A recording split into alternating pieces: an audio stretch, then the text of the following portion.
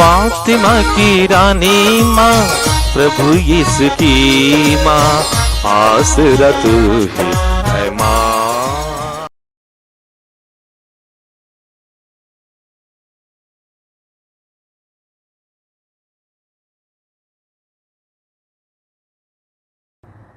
पहला पाठ कलोसियों के नाम संत पौलुस का पत्र, अध्याय 1, पद संख्याएं 9 से 14 तक। जिस दिन से हमने आप लोगों के विषय में सुना है, हम निरंतर आपके लिए प्रार्थना करते रहे हैं। हम ईश्वर से यह निवेदन करते हैं कि वह आपको समस्त प्रज्ञा तथा आध्यात्मिक अंतर्दृष्टि प्रदान करे, जिससे आप उसकी इच्छा पूर्ण रूप से समझ सकें।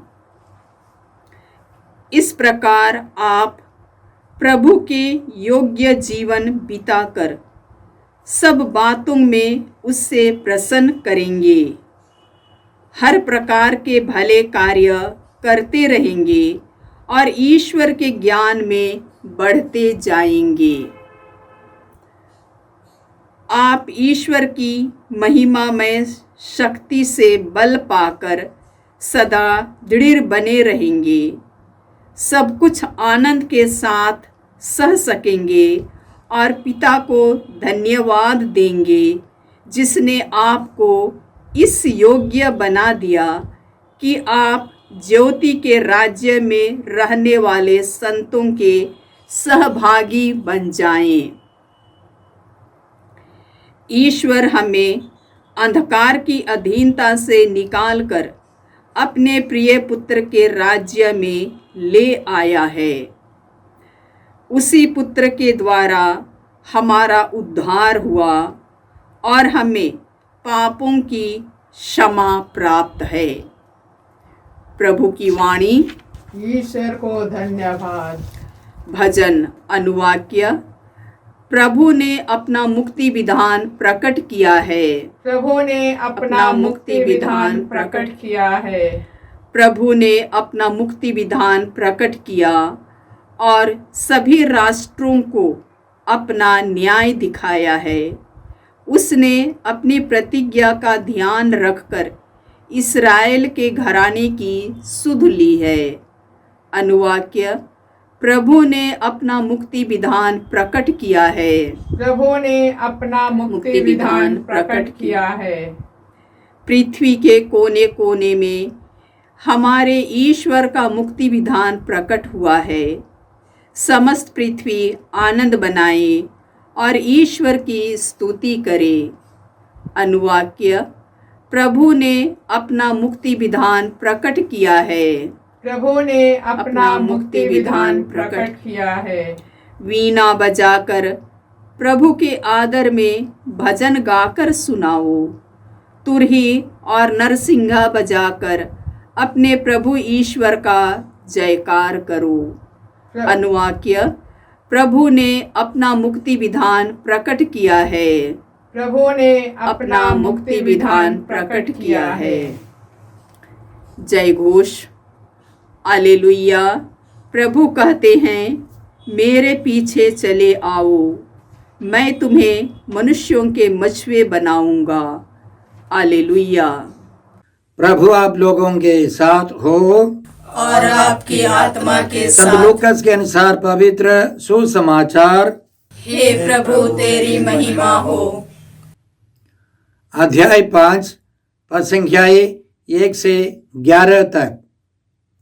एक दिन यीशु गेनेसरत की झील के पास थे। लोग ईश्वर का वचन सुनने के लिए उन पर गिरे पड़ते थे। उस समय उन्होंने झील के किनारे लगी 2 नावों को देखा। मछुए उन पर से उतरकर जाल धो रहे थे। यीशु ने सीमोन की नाव पर चढ़कर उसे किनारे से कुछ दूर ले चलने के लिए कहा। इसके बाद वह नाव पर बैठकर जनता को शिक्षा देने लगे। उपदेश समाप्त करने के बाद उन्होंने सीमोन से कहा, नाव को गहरे पानी में ले चलो और मछलियां पकड़ने के लिए अपने जाल डालो। सीमोन ने उत्तर दिया, गुरुवर, रात भर मेहनत करने पर भी हम कुछ नहीं पकड़ सके, परंतु आपके कहने पर मैं जाल डालूंगा। ऐसा करने पर बहुत अधिक मछलियां फंस गई और उनका जाल फटने को हो गया। उन्होंने दूसरी नाव के अपने साथियों को इशारा किया कि आकर हमारी मदद करो। वे आए और उन्होंने दोनों नावों को मछलियों से इतना भर लिया कि नावें डूबने को हो गई। यह देखकर सीमोन ने यीशु के चरणों पर गिरकर कहा, प्रभु, मेरे पास से चले जाइए, मैं तो पापी मनुष्य हूँ। मछलियों के जाल में फंसने के कारण वह और उसके साथी विस्मित हो गए। यही दशा याकूब और योहन की भी हुई। ये जेबेदी के पुत्र और सीमोन के साझेदार थे। यीशु ने सीमोन से कहा, डरो मत, अब से तुम मनुष्यों को पकड़ा करोगे। वे नावों को किनारे लगाकर और सब कुछ छोड़कर यीशु के पीछे हो लिए। प्रभु का सुसमाचार। हे क्रिस्त, तेरी स्तुति हो। में प्रिय भाई और बहनों, आज का पहला पाठ कलोसियों के नाम पत्र से है। अध्याय 1 पद 9 से 14 तक। इसमें पौलुस का कहना है, जिस दिन से हमने आप लोगों के विषय में सुना है, हम निरंतर आपके लिए प्रार्थना करते रहे हैं। हमें न केवल सुसमाचार सुनाना है, सुसमाचार सुनने वालों के लिए प्रार्थना करनी है। तिमोथी के नाम पहले पत्र में संत पौलुस लिखते हैं कि हमें अन्य लोगों के लिए, विशेष रूप से राजाओं और अधिकारियों के लिए प्रार्थना करनी है, मध्यस्थ प्रार्थना करना है। यशायाह नबी के द्वारा ईश्वर हमको समझाता है कि उसने बहुत सारे लोगों को पहरेदारों के समान चुना है, मध्यस्थ प्रार्थना करने वालों को चुना है। उनका काम है निरंतर ईश्वर को तंग करना, ईश्वर से निवेदन करते रहना। संत पौलुस हमको सिखाते हैं कि हमें दूसरों के लिए प्रार्थना करनी है। वे खुद ऐसे करते हैं। उनसे हम प्रेरणा पाकर अन्य लोगों के लिए भी प्रतिदिन प्रार्थना करें। आज के पाठ में संत पौलुस आगे कलोसियों को समझाते हैं, हम ईश्वर से यह निवेदन करते हैं कि वह आपको समस्त प्रज्ञा तथा आध्यात्मिक अंतर्दृष्टि प्रदान करे, जिससे आप उसकी इच्छा पूर्ण रूप से समझ सके। सभी लोग, सुनने वाले सभी लोग ईश्वर की इच्छा पहचाने, कैसे पहचान सकेंगे? कलीसिया हमको सिखाती है 3 प्रकार की आत्माएं हमारे ऊपर प्रभाव कर सकती है। एक तो ईश्वर का आत्मा, पवित्र आत्मा, दूसरा शैतान का आत्मा, तीसरा है हमारी आत्मा। कैसे हमें पता चलता है कि कोई विचार, कोई फैसला पवित्र आत्मा से आता है या शैतान से या हमारी अंतरात्मा से? संत पौलुस हमको समझाते हैं गलातियों के नाम पत्र अध्याय 5 पद 22 और 23 में, आत्मा का फल है प्रेम, आनंद, शांति, सहनशीलता, मिलनसारी, दयालुता, ईमानदारी, सौम्यता और संयम। जो विचार हम स्वीकार करते हैं या जो फैसला हम लेते हैं, उससे प्रेम, आनंद, शांति बढ़ रही है, तो निश्चित रूप से वह पवित्र आत्मा से हैं। पवित्र आत्मा का फल प्रकट हो जाता है वह पवित्र आत्मा से हैं। लेकिन शैतान का कार्यक्रम हम अपनाने पर हमारे अंदर शरीर की बुरी वासनाएं, डर, भय, चिंताएं, ये शरीर की बुरी वासनाएं ये सब बाहर आने लगती है, हमें सताने लगती है। इसलिए हमको निरंतर ईश्वर की इच्छा परखनी है। आगे आज संत पौलुस इस प्रकार कलोसियों को समझाते हैं, इस प्रकार आप प्रभु के योग्य जीवन बिताकर सब बातों में उसे प्रसन्न करें। जब हम ईश्वर की इच्छा परख कर उन इच्छाओं के अनुसार जीवन बिताएंगे तो ईश्वर प्रसन्न हो जाता है। हर प्रकार के भले कार्य करते रहेंगे और ईश्वर के ज्ञान में बढ़ते जाएंगे। जब हम लोग ईश्वर की इच्छा के अनुसार कार्य करेंगे, हम ईश्वरीय ज्ञान में भी, प्रज्ञा और बुद्धि में सब बढ़ते जाएंगे। आप ईश्वर की महिमा में शक्ति से बल पाकर सदा दृढ़ बने रहेंगे। सब कुछ आनंद के साथ सह सकेंगे और पिता को धन्यवाद देंगे जिसने आपको इस योग्य बना दिया कि आप ज्योति के राज्य में रहने वाले संतों के सौभागी बन जाए। ईश्वर हमें अंधकार की अधीनता से निकालकर अपने प्रिय पुत्र के राज्य में ले आया है। उसी पुत्र के द्वारा हमारा उद्धार हुआ है और हमें पापों की क्षमा प्राप्त है। ईश्वर की योजना है, ईश्वर की इच्छा है कि हम सब यीशु मसीह के द्वारा उसके दत्तक पुत्र पुत्रियां बन जाए, ईश्वर की अधीनता स्वीकार करें, ईश्वर के परिवार के सदस्य बनकर रहें।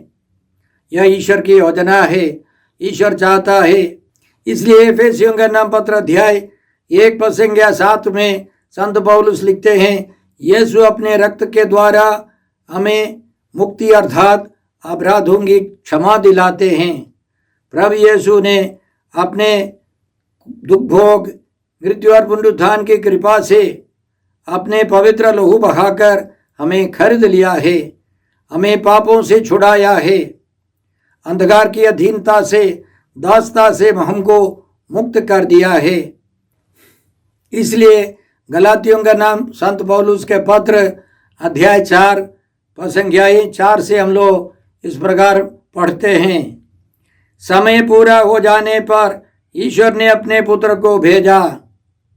वह एक नारी से उत्पन्न हुए और संहिता के अधीन रहे, जिससे वह संहिता के अधीन रहने वालों को छुड़ा सके। इस्राएलियों को, जो संहिता के अधीन रहने वालों को छुड़ाने के लिए यीशु आए हैं और हम ईश्वर के दत्तक पुत्र पुत्रियां बन जाए, हम माने गैर यहूदी। आप लोग पुत्र ही हैं। इसका प्रमाण यह है कि ईश्वर ने हमारे हृदयों में अपने पुत्र का आत्मा भेजा है, जो यह पुकार कर कहता है, अब्बा पिता। इसलिए अब आप दास नहीं पुत्र हैं और पुत्र होने के नाते आप ईश्वर की कृपा से विरासत के अधिकारी भी हैं। यही बात संत पौलुस रोमियों के नाम पत्र अध्याय 8 में हमको समझाते हैं। जो लोग पवित्र आत्मा से संचालित हैं वे सब ईश्वर के पुत्र पुत्रियां हैं। आत्मा स्वयं हमें आश्वासन देता है कि हम सचमुच ईश्वर की संतान हैं, ईश्वर की विरासत के अधिकारी भी हैं। हम ईश्वर को धन्यवाद देते हैं इस योजना के लिए और हम लोग भी प्रार्थना करते हैं कि हम निरंतर ईश्वर की इच्छा परख कर आगे बढ़ सके, प्रज्ञा और बुद्धि में सब हम विकसित होते रहें, इसके लिए हम प्रार्थना करते हैं। आज के सुसमाचार में हमने सुना कि प्रभु यीशु गेनेसरेत झील के पास थे। बहुत सारे लोग उनके पास वचन सुनने के लिए आए थे।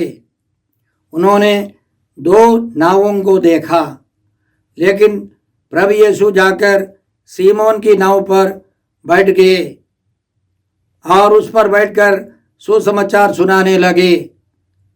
प्रवचन की समाप्ति पर प्रभु ने सीमोन से कहा, नाव को गहरे पानी में ले चलो और जाल डाल दो। तो सीमोन ने कहा, प्रभु रात भर हम लोग मछली मार रहे थे लेकिन एक भी नहीं मिली, फिर भी आपके कहने पर मैं जाल डाल दूंगा। और पेतरुस ने जाल डाल दिया, जाल मछली से भर गई। और उस चमत्कार को देखकर, प्रभु यीशु की महिमा को अपनी अंतरात्मा में देखकर पेतरुस ने यह घोषणा की, प्रभु मेरे पास से चले जाइए, मैं तो पापी मनुष्य हूँ। तो प्रभु ने पेतरुस को समझाया, डरो मत, अब से तुम मनुष्यों को पकड़ा करोगे। तुम्हारे मछुआ का काम बदल जाएगा। मनुष्यों को तुम पकड़ोगे, मनुष्यों का नेतृत्व करोगे। इस चमत्कार की शुरुआत में हमने एक बात सुनी, प्रभु यीशु ने 2 नावों में सीमोन की नाव को चुना और वे उस पर बैठ गए। क्यों? एफेसियों के नाम पत्र अध्याय 1 पद 4 और 5 में संत पौलुस इसी तरह हमको समझाते हैं, ईश्वर ने संसार की सृष्टि से पहले मसीह में हमको चुना, जिससे हम मसीह से संयुक्त होकर उसकी दृष्टि में पवित्र तथा निष्कलंक बने। पुकारने वाले की आवाज से प्रवेश द्वार की नींव हिल उठी और मंदिर धुएं से भर गया। मैंने कहा, हाय हाय, मैं नष्ट हुआ, क्योंकि मैं तो अशुद्ध होठों वाला मनुष्य हूँ, अशुद्ध होठों वाले मनुष्यों के बीच रहता हूँ। और मैंने विश्वमंडल के प्रभु राजाधिराज को अपनी आंखों से देखा है। एक सेराफी मुड़कर मेरे पास आया, उसके हाथ में एक अंगार था जिसे उसने चिमटे से वेदी पर से ले लिया था। उससे मेरा मुंह छूकर उसने कहा, देखिए, अंगार ने आपके होठों का स्पर्श किया है, आपका पाप दूर हो गया और आपका अधर्म मिट गया है। तब मुझे प्रभु की वाणी यह कहते हुए सुनाई पड़ी, मैं किसे भेजूं? हमारा संदेशवाहक कौन होगा? और मैंने उत्तर दिया, मैं प्रस्तुत हूँ, मुझको भेज। तो ईश्वर ने अपनी महिमा प्रकट की। नबी ने यह महसूस किया कि मैं पापी हूँ, ईश्वर उसे छोड़ने वाला नहीं है। ईश्वर ने उसे पवित्र किया, तब वह तैयार हो गया ईश्वर की बात सुनाने के लिए, नबी का कार्य करने के लिए। उसी तरह जब यीशु ने सीमोन के सामने वचन सुनाया, अपनी महिमा प्रकट की, चमत्कार दिखाया, तब सीमोन ने नम्र बनकर प्रभु से प्रार्थना की। और प्रभु का कहना है, डरो मत, अब से तुम मनुष्यों को पकड़ा करोगे। नतीजा क्या है? वे नावों को किनारे लगाकर और सब कुछ छोड़कर यीशु के पीछे हो लिया। शिष्य बनने के लिए सब कुछ छोड़ना पड़ेगा। आगे हम संत मत्ती के बारे में भी इसी तरह सुनेंगे। चुंगी घर में बैठने वाले मत्ती को, लेवी को यीशु ने बुलाया और लेवी ने सब कुछ छोड़ दिया, प्रभु यीशु का अनुगमन किया, अनुसरण किया। यीशु काम करने वालों को बुलाते हैं, सुस्त लोगों को नहीं। जो कर्मठ है ऐसे लोगों को यीशु बुलाते हैं, उनको पवित्र कर अपने प्रेरित बनाते हैं। न केवल सारे संसार के लिए, अपने अन्य शिष्यों के लिए भी नेता के रूप में यीशु सीमोन को स्थापित करते हैं। संत मत्ती के सुसमाचार अध्याय 16 पद 18 से हम लोग इस प्रकार पढ़ते हैं। यीशु का वादा है सीमोन से, मैं तुमसे कहता हूँ कि तुम पेतरुस अर्थात चट्टान हो, और इस चट्टान पर मैं अपनी कलीसिया बनाऊंगा, और अधोलोक के फाटक इसके सामने टिक नहीं पाएंगे। मैं तुम्हें स्वर्ग राज्य की कुंजियां प्रदान करूंगा। तुम पृथ्वी पर जिसका निषेध करोगे, स्वर्ग में भी उसका निषेध रहेगा, और पृथ्वी पर जिसकी अनुमति दोगे, स्वर्ग में भी उसकी अनुमति रहेगी। इस्याह नबी के ग्रंथ अध्याय 22 पद संख्या 22 से हमको पता चलता है राजा का दूसरा अधिकारी, राजा के बाद आने वाला अधिकारी है जो कुंजियाँ लेकर घूमता है। उस जमाने में कुंजियाँ बहुत बड़ी बड़ी थी, बहुत भारी थी, कंधे पर लेकर के घूमना था। प्रभु यीशु स्वर्गराज्य की कुंजियाँ पेतरुस को देते हैं, सीमोन पेतरुस को देते हैं। हम प्रभु यीशु को धन्यवाद देते हैं इस चमत्कार के लिए, यीशु की बुलाहट के लिए, कलीसिया के गठन के लिए, और प्रार्थना करते हैं कि हम भी प्रभु यीशु का अनुभव करें, गहरा अनुभव करें, उनमें विश्वास कर उनके लिए कार्यरत रहें। आइए हम सीमोन पेतरुस के द्वारा प्रार्थना करते हैं। हे अब्बा पिता, हे प्रभु यीशु, हे पवित्र आत्मा ईश्वर, आज के सारे पवित्र वचनों के लिए हम तुझे धन्यवाद देते हैं और तुझसे प्रार्थना करते हैं कि हम भी सीमोन पेतरुस के समान सब कुछ छोड़कर तेरे साथ दे सकें, तेरा कार्य कर सके। हमें प्रार्थना करते हैं प्रभु क्रिस्त के द्वारा। हमारे प्रभु यीशु क्रिस्त की कृपा, ईश्वर का प्रेम और पवित्र आत्मा का साहचर्य आप सबों को प्राप्त हो। आमीन।